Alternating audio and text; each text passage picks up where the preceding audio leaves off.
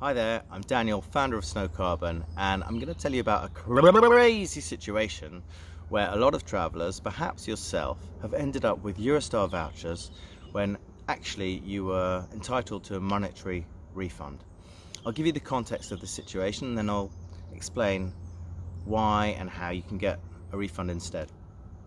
So, in April and March 2020, when the pandemic was coming in, Eurostar had to cancel a lot of journeys, and there's a rule which is part of European passenger law which states that if your train journey is cancelled, you are entitled to a monetary refund for the same value of the tickets that you paid.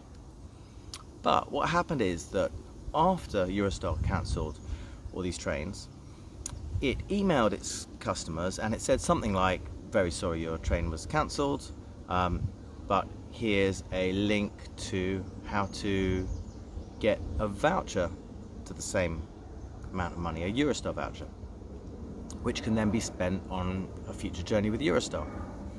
A lot of travellers who didn't know about the rule that they're entitled to a monetary refund if their train is cancelled accepted the voucher. They didn't know any better.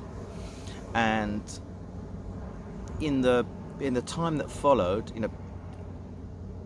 travellers that did know that rule and contacted Eurostar did receive a monetary refund, but all those people with vouchers were stuck with vouchers, and as they began to discover that actually they should have been offered a refund by rights, those who contacted Eurostar and asked for a refund got into a kind of weird Monty Python Catch-22 style conversation that went something like, hello Eurostar, you gave us vouchers for our cancelled journey, but we understand that we have a right to a refund and we would like a refund. And Eurostar would respond by saying, well, sorry, we can't do that because you've accepted vouchers now.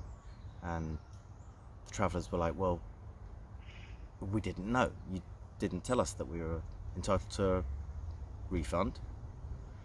And Eurostar like, well, you've accepted a voucher, so there's nothing we can do. I heard about the situation and I thought, well, this doesn't sound right.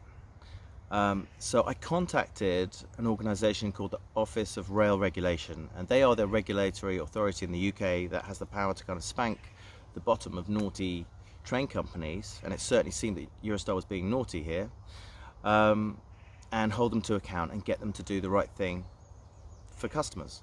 So when I contacted Office of Rail Regulation, they began an investigation into this matter, and after some months they got Eurostar to firstly change the information on its own website, because also the website didn't mention anything about monetary refunds, it just talked about getting vouchers.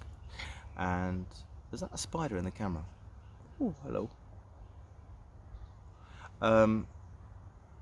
They also got Eurostar to agree to refund customers and give them a monetary refund if they wanted. And that's happened recently, and what I've done is also I've contacted Eurostar's press office, which is their their media office, to get them to confirm that this situation where Eurostar customers who have vouchers but want a refund will be given a refund if they contact Eurostar and ask for one. So that's great news, because it means that if you do want the cash instead of the vouchers, you can contact Eurostar, and you can do so. And in this video in the description of this video, I'll put details about how you can do that. I thought about why you might want to get that cash instead of the vouchers. Obviously, cash is good to have if you need it. But also, even if you're planning to travel again with Eurostar, your journey might include a Eurostar and an onward train, and booking that journey with Eurostar, you may have fewer destination options if you're booking directly with Eurostar than if you book with, for example, another booking website like Trainline or Rail Europe, or a rail booking agency, which are also very good ways to book.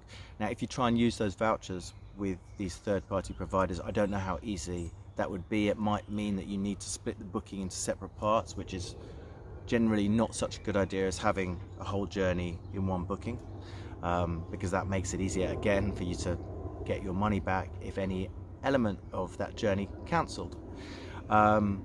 Another thing for skiers particularly is that Eurostar this year, the ski train is being operated by a tour operator. It's being chartered by a tour operator, and it's going to be called the Travelski Express.